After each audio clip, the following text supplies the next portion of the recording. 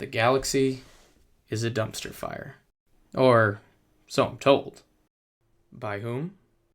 Well, none other than Jason Anspach and Nick Cole, the authors of the fantastically successful Galaxy's Edge series. Greetings, ladies and gentlemen. I am known on the Discord as LS327, or Knight.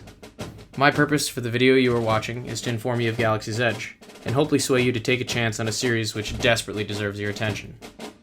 Galaxy's Edge was started in 2017 by Anspach and Cole to fill a void, though it is never directly stated to be so, but I do believe that Star Wars left in the collective consciousness of its early fans. I don't intend on taking much time to speculate on exactly why that is the case for them. However, I am willing to say what brought me to the universe. Star Wars, as I remembered it, knew, and loved, died when George Lucas sold it off to the House of the Mouse. And as many of you know, and hopefully see as I do, the results of that series change were,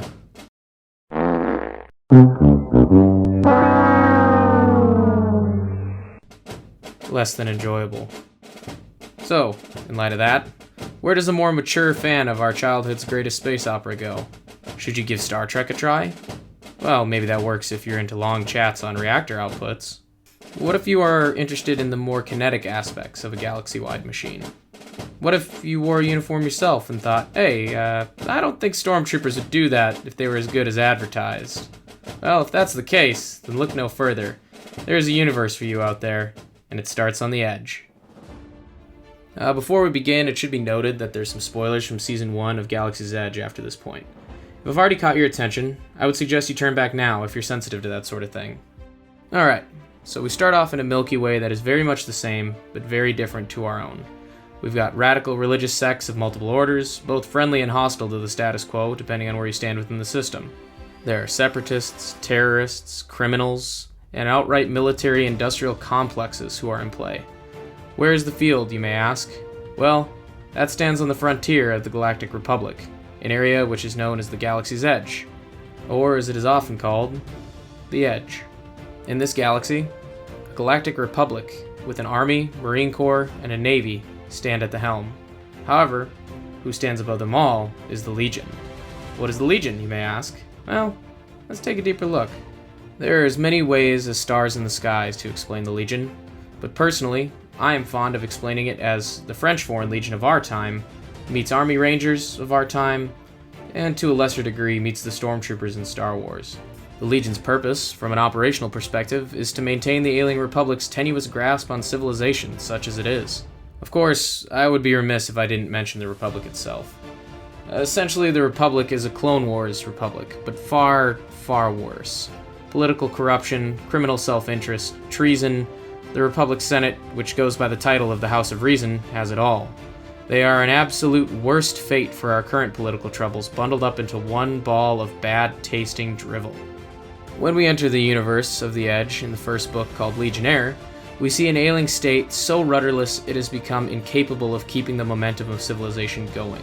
Legionnaires, the Praetorians of the Republic's ideals, are being killed off to serve suspicious, for the greater good operations run by the Galaxy's Edge equivalent to the CIA, called NetherOps. There's a lot to say about NetherOps, but that would needlessly spoil the universe for you. Suffice to say, they are terrible at worst and completely sociopathic in the pursuit of their goals at best.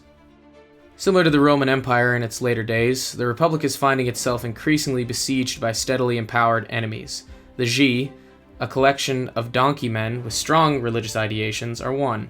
However, something more sinister is brewing on the Edge, and nobody quite knows what. Well, besides NetherOps. They don't know, per se, but they do have that gut feeling.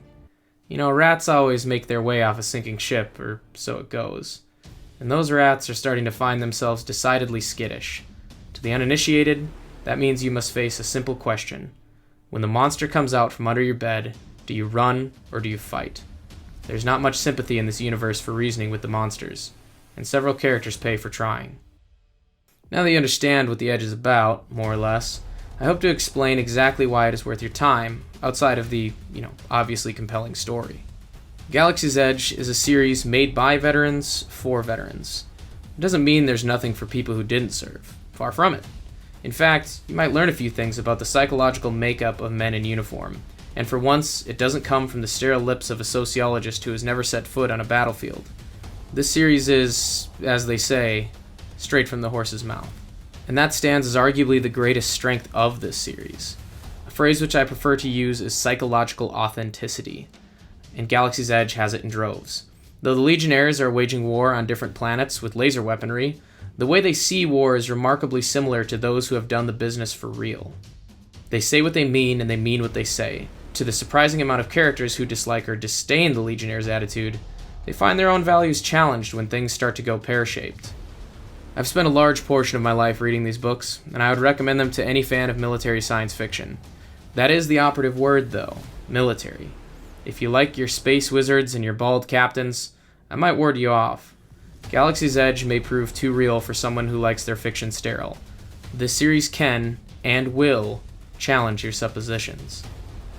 Finally, I would like to thank you, potential viewer. If you have made it this far in the video, I sincerely hope I have convinced you.